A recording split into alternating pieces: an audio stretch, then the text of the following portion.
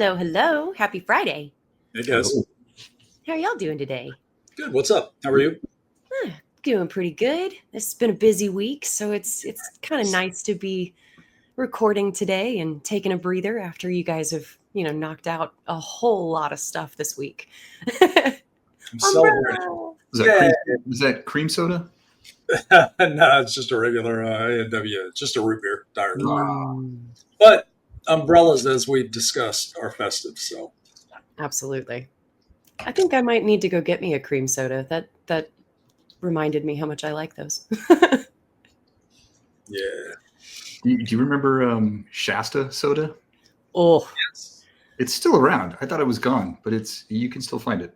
You don't remember the commercial with the Shastas? I think so. They 80's. were like it was like Fruit of the Loom people, but they were Shastas. Yeah. Well, You had a grape Shasta, and a strawberry Shasta. I oh my enjoyed I gosh. enjoyed a chocolate Shasta. Wow. Yeah, I remember that while watching some of Cool. my favorite a chocolate Shasta while watching some of my favorite 80's horror movies, and it's Okay, I that have time of year. okay, I'm not chocolate familiar. Shasta. I don't know about that either. Is this Chocolate. actually carbonated? Yes, it was a chocolate flavored, and I can't recall how accurate the chocolate flavor was. It had a flavor. It may not have been chocolate, but it was good, and that was the one. That was my go-to chocolate Like chocolate like, Shasta. like a Yoo-hoo? Was it kind of like a Yoo-hoo? No, because Yoo-hoo is very. It's like milk. It's like a chocolate milk almost. No, I love me some Yoo-hoo. watery. Chocolate Shasta. Yep. I'm so confused and grossed out a little bit by carbonated chocolate. That just sounds It sounds awful. It sounds like when you look at it, like, what? And then you try it, you're like, oh yeah, okay, I get it. It may Yeah. not be. It's like it's not the first thing you think of. Like, yeah, that's the chocolate flavor I was expecting, but it's a good time. okay. I might have to try to find me some chocolate Shasta. And they make, I think they make a Dr. Pepper imitation one too, but Ew. it's like Mr. Pepper. I forget. It's Doctor, yeah, it's like a Doctor Thunder. that's Yes. it. I think that's it. Actually, Yeah, I think that's the name. Yeah. Oh yeah, wow. they don't even try. It's like the Aldi brands. Like they've got their version of Fruit Loops. It's like fruit circles. Yeah. They don't try on the name. There's that comedian Mitch Hedberg. He would have the off-brand Dr. Pepper. He's like, I've got Mr. Pepper. It's just like the regular one, but he didn't go to medical school. Didn't get his degree. I love He's, that. yeah, he's less ambitious. All right, so let's jump in where we left off last week. You want to cover business first? No, of course not. Let's just jump into movies. We'll talk about our Yeah. joke later.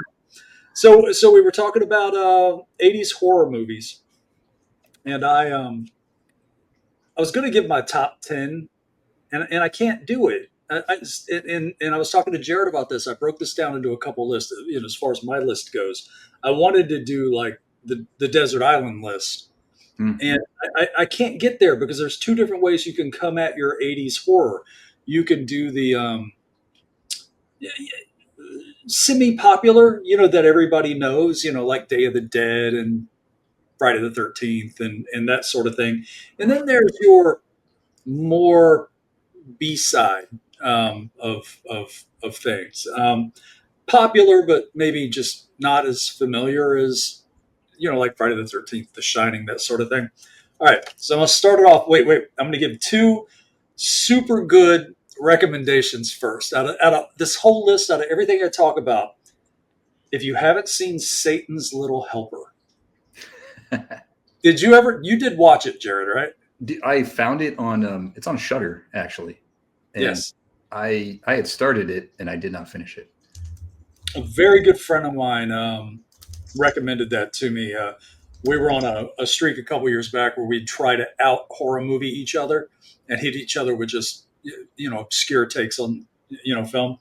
And Satan's Little Helper, I just never heard of it, and now it seems to be everywhere. So I'm not even going to tell you about it. Just Satan's Little Helper. So Okay. that's number one. And then the second how this just wasn't nominated for any number of awards. I'll never know. Zombievers. What is it? Zombievers, one word. I Zombievers, heard or about like zombie beavers. Yeah, Yes. I remember hearing about that one. Yeah, Zombievers.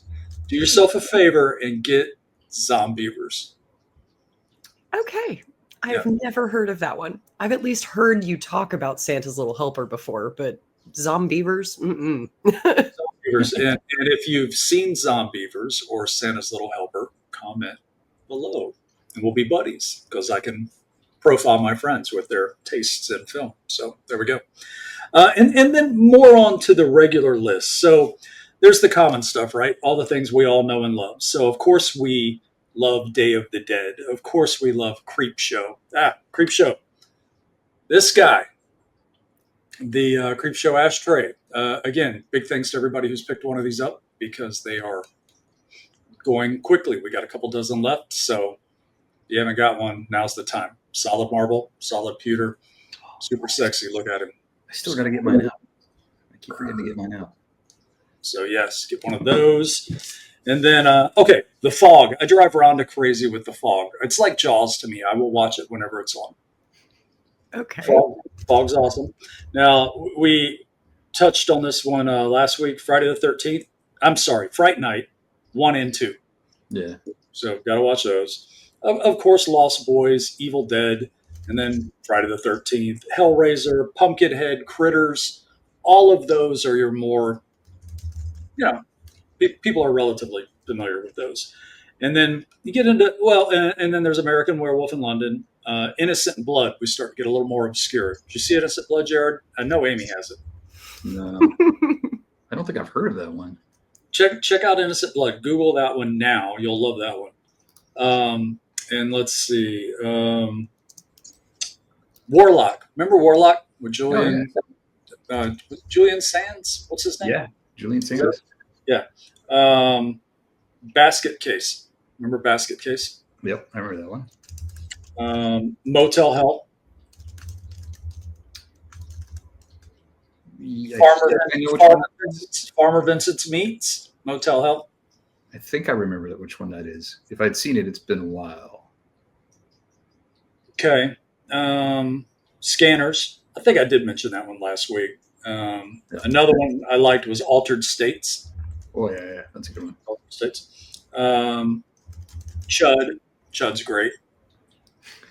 Chud. I love Chud. Cannibalistic humanoid underground dwellers. Chud. Okay. And Night of the Demons. Night of the Demons is great.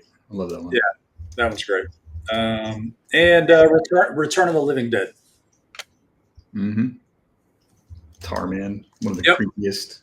Yep, fantastic. It's creepy. Ugh. Anyway, that's my list. Hit me with what you've got. Ooh. Wait. And of course, it's just we've said it so many times. I just think it should be understood at this point. House. Oh yeah, definitely House. 100% House. All right. Go ahead. Okay. We had talked about this earlier. One of the I grew up watching this movie on HBO. Cat's Eye, little horror anthology series that's got just the coolest little demon troll at the end. Drew Barrymore. With Drew Barrymore, that's right. Yeah, she was a couple years. This was past E.T. by a couple years. It was like 84, 85, I think Cat's Eye came out. Maybe 86. I don't know. I forget the actual year. I love Cat's Eye. I'm also going to drift into TV shows, not just the movies. Like hold on. Wait. Hold on, Cat's Eye, real quick, because has that one fancy. I mean, all the little episodes are great, but the one about the stopping smoking. Oh, with James Woods. Yeah. Yes, it is so good. Amy, you would love this. So, you want to tell her about it real quick, just a little bit of it? James Woods, he needs to stop smoking. He goes to this company and they're like, our results are guaranteed. You will stop smoking. He's like, great, sign me up.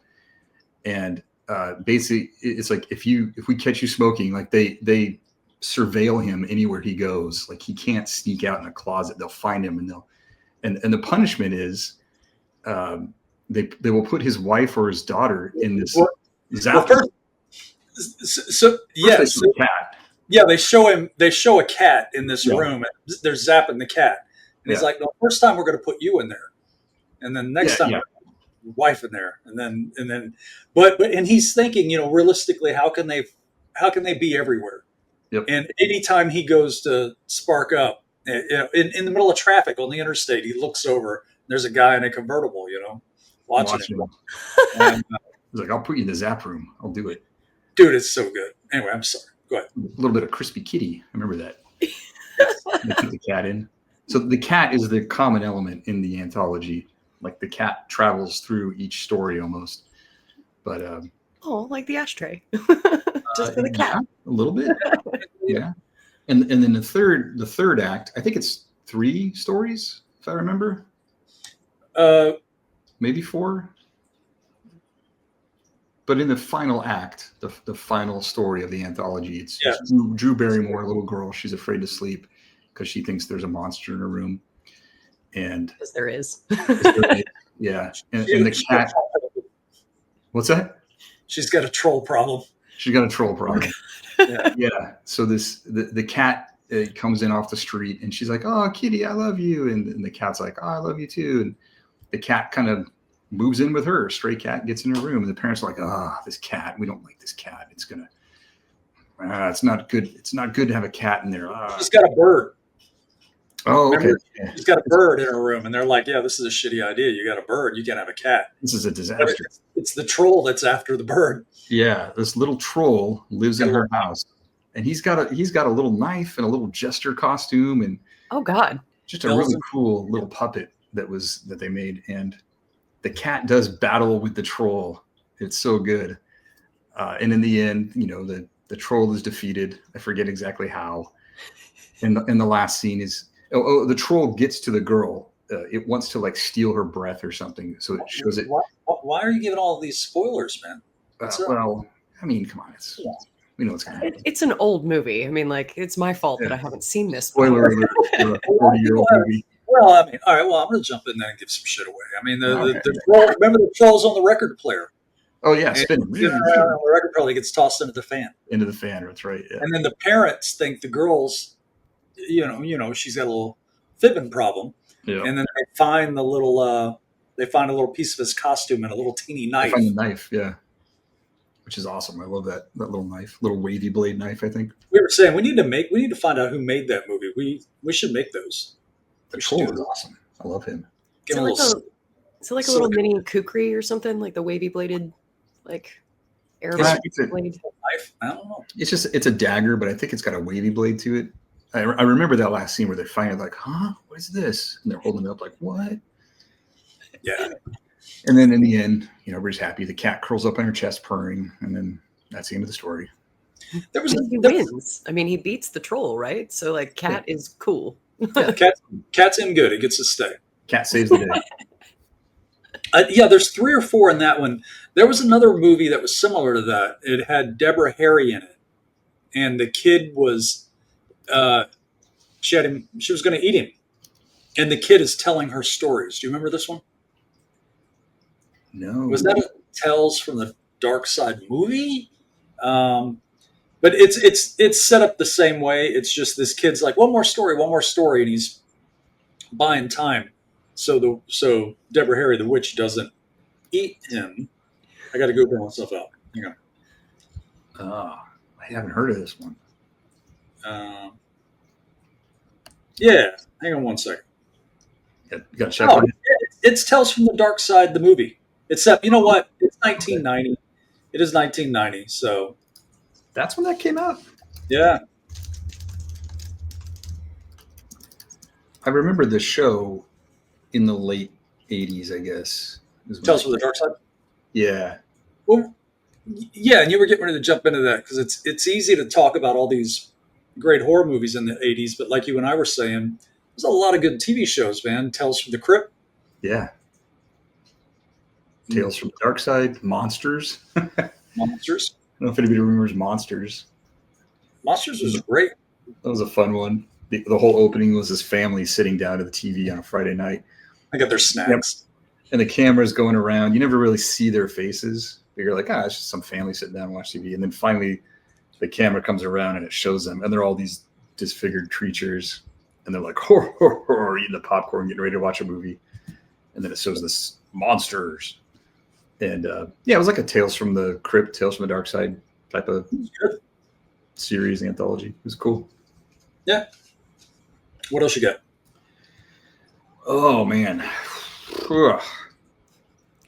I have this one movie on the brain because I just watched it. You did not do your homework. You did not bring your list of movies. Well, I've been watching this other YouTube channel. This guy, he does this great. Oh, I did watch Needful Things. I watched that again, which is a great one. I know it's not 80s, but still. No, it kind of gets forgotten. It's great. It was a good one. Max von Sydow was really good in it. Yeah, I bought that one last week. The late J.T. Walsh, he's great in it too. Oh yeah. I remember the commercial for it when he's on the phone with Leland Gaunt. He's like, "I killed my wife. Is that bad?"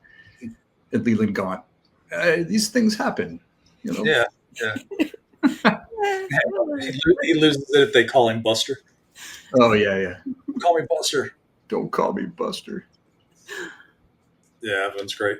Love that. Amy, do you have any? Do you have any? I do, and again, I'm kind of a youngin', so a lot of the 80s horror movies that I've seen more recently than, like, say, growing up. But I did find two specific ones that I saw growing up that I realized have actually made a bigger impact in my world than I was really thinking about in retrospect. One of which is Cujo. Oh yeah, I saw that, unfortunately, at a very young age, and I still I love dogs. I am an animal person, but it probably took me until mid-20s to get to a point where I felt comfortable around big dogs. And it really does go all the way back to Cujo.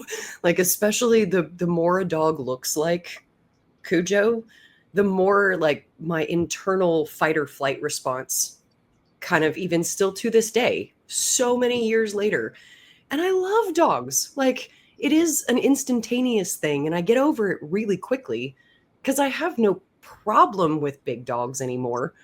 But I do still get that, okay, I'm good kind of moment when I get around, especially multiple big dogs. If I walk into somebody's house and they have like 3 or 4 big dogs, it's kind of like, oh, right, these dogs like me. It's fine. I like these dogs. We're a happy family, right? Don't bite me, please. Don't kill me. Like, and it really did make kind of a big impact on my childhood. For obvious reasons. Don't let your kids watch Cujo before they're 10. Like, just FYI. And then the other one that you guys are probably going to laugh so hard, but this is technically considered a horror movie, and it is from 1986. Obviously made a pretty big impact on my world since I majored in musical theater, but Little Shop of Horrors. Okay. yeah, that's fine. I'd kind of forgotten that was considered a horror movie because, it's a musical. It's a musical. Everybody clap and put your It's a stretch. It's kind of like saying Young Frankenstein's a horror movie, but okay. Yeah, but I mean, at the same time, like, if you're going to call Evil Dead a horror movie, and I laugh all the time. Nobody is singing "Putting on the Ritz" in Evil Dead. I gotta. We did. But I do have to appreciate, though, again, I saw this when I was a little kid. So the idea of having a plant that could consume you and that you had to, like, feed blood, that was pretty dark for an 8-year-old that is watching this movie because it's got fun, happy music in it. But that's probably why I got away with watching it, because it was a musical, but it was kind of a little more than I needed at 8 years old. That can be one of your horror picks if you want. It's like Rocky Well, Horror Picture Show, but okay. well, and I was gonna say, I mean, like, I also like I love the original Scream movie. I can watch that every single year and never get tired of it. That's not necessarily the case with most of the sequels, but the original Scream to me is like kind of my go-to Halloween movie. Um, but I like that we're talking about all this because I'm actually keeping a list of all these films that I've either never heard of or I know I've never seen. And so maybe I'll get a little bit better with the movies that I have watched. Okay. Well, we've got plenty we can still cover in the weeks ahead as we do our 60 days of Halloween. Absolutely.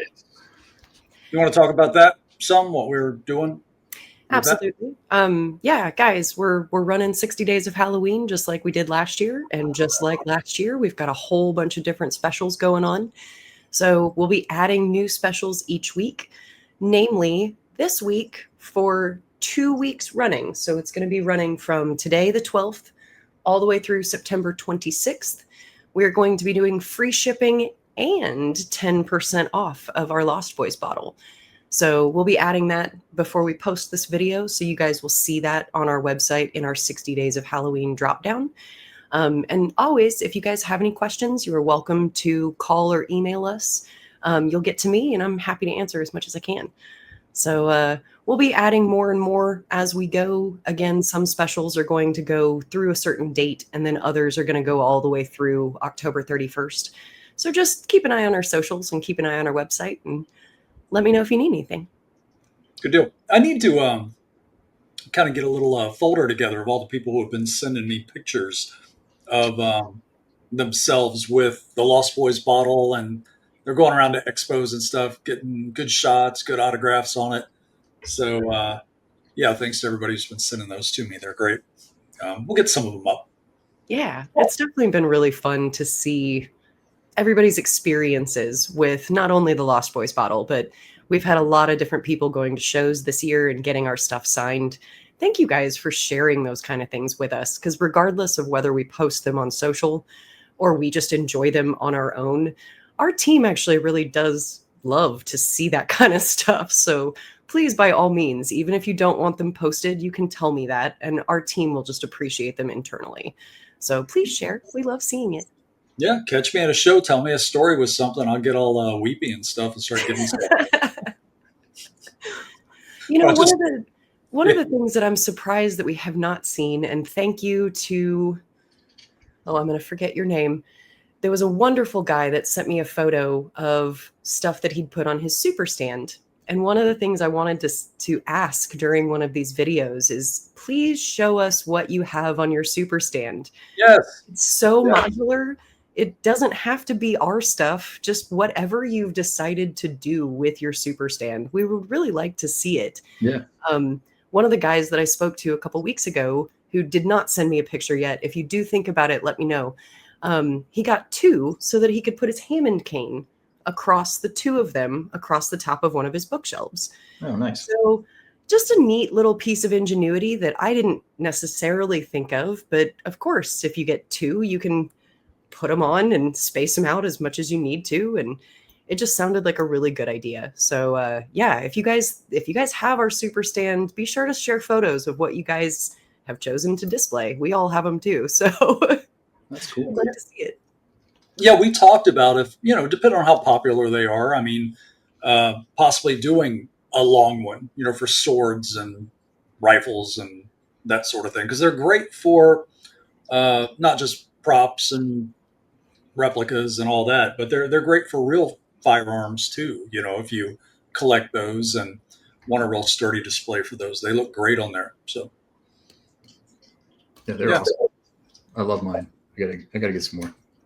I know. Oh, that's right.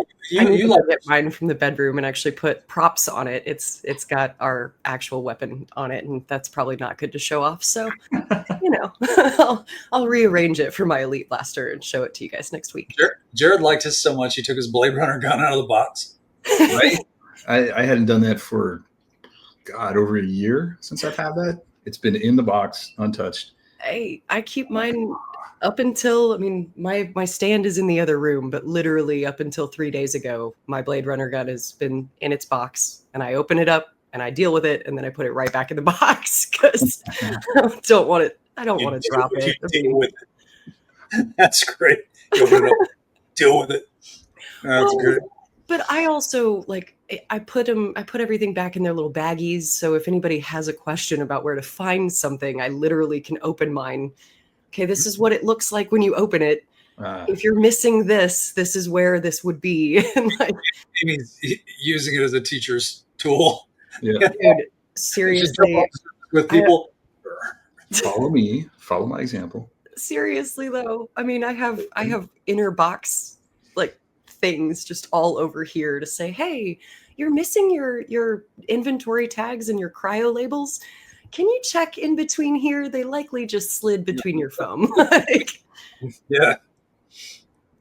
All yeah, right. I know, silly stuff you deal with for customer service, but Um, we should probably go over one more time the loyalty program. yeah, You want to? sure, Because people are absolutely. still familiarizing themselves with it. Well, in our loyalty program, you earn 5% cash back on every purchase you make. So in order to be a part of the loyalty program, you just have to create an account. From there, you get points for creating the account, you get points for signing up for our newsletter, and you get points for purchases. Now, those points are assigned to you after the product ships. So you can't necessarily like buy night vision goggles and then get your points and then use those points on the night vision goggles that you purchased. They actually have to go out to you and send to you, but they do get assigned the day that they leave our facility. So if you are on the fence about something, you can pretty much immediately go back in using your points and take care of that. Those points are valid for 1 year. So you've got plenty of time to use them. And if you don't necessarily think about it, don't worry about putting it on your calendar. We have our system set up to send you a reminder about 3 weeks out and then about 4 or 5 days out before they expire. So as long as you're paying attention to your emails within, about a week, you shouldn't necessarily have to put a reminder on your phone or anything. It's just going to tell you right then, hey, you've got points to use. So, and if you guys have any questions, obviously let me know. To access the loyalty program, most of the time you just need to sign into your account. There's also a widget at the bottom of the homepage, or actually every page of our website, that says loyalty program. If you click on that, it'll help you step by step all the way through that process as well. But yeah, let me know if y'all need anything. It's fun and it's awesome because we're giving back to you guys. Perfect. We should just end it here. Well, then check out 60 Days of Halloween, join our loyalty program, and y'all have a great weekend. And everybody tell Jared to feel better because he rallied to be on this thing. Seriously, bro. Like, good on you. He's got a fever, 104. He's dying. I got the sweats and the shakes. No, I'm not that bad. I'm okay. Shot of adrenaline. Good on you for making it though. But yeah, everybody have a good weekend and look for newsletter tomorrow, Amy. Yeah. All kind of goodies and yeah, I wasn't really paying attention when you were talking about that stuff. So I was looking at something. I sent out the newsletter. Okay. All right. Good deal. Everybody have a good weekend. See you next week.